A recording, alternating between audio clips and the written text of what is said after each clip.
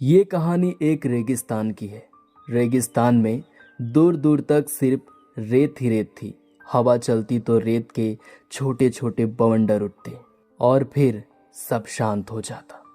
इस वीराने में एक छोटा सा काफिला धीरे धीरे आगे बढ़ रहा था। काफिले में ऊंट, कुछ लोग और उनके साथ एक 12 साल का लड़का आरव भी था। आरव पहली बार रेगिस्तान की यात्रा पर निकला था। उसके पिता एक व्यापारी थे और इस रास्ते से शहर तक सामान पहुंचाते थे। लेकिन इस बार सफर कुछ अलग था। पानी कम पड़ गया था। लड़का अपने पिताजी से बोलता है, पिताजी हमारे पास कितना पानी बचा है? आरव ने चिंतित होकर अपने पिता से पूछा था। उसके पिता ने मशक को हल्का सा हिलाया और बोले, बस 2 दिन का।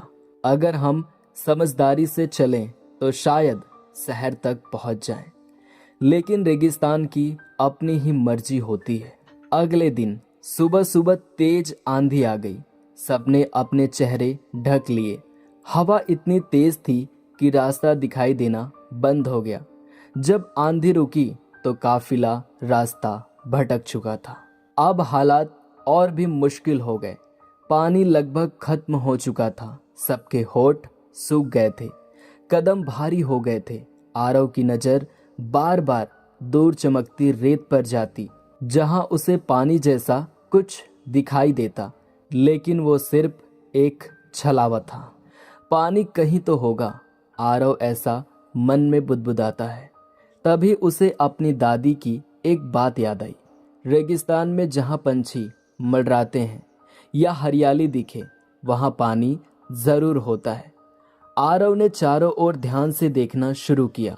काफी देर के बाद उसे आसमान में कुछ पंछी एक दिशा में उड़ते दिखाई दिए। लड़के ने अपने पिता से कहा, पिताजी देखिए, आसमान में कुछ पंछी मंडरा रहे हैं। हो सकता है आसपास कोई छोटा तालाब हो। सब ने उस दिशा में देखा। उम्मीद की एक किरण जगी। काफिला उसी दिशा में बढ़ने लगा। धूप बहुत ज्यादा तेज थी, लेकिन अब उनके कदमों में एक नई ताकत थी। करीब 1 घंटे चलने के बाद उन्होंने दूर कुछ हरे पेड़ देखे। ये देखते ही एक आदमी खुशी से चिल्लाया। सबकी चाल तेज हो गई।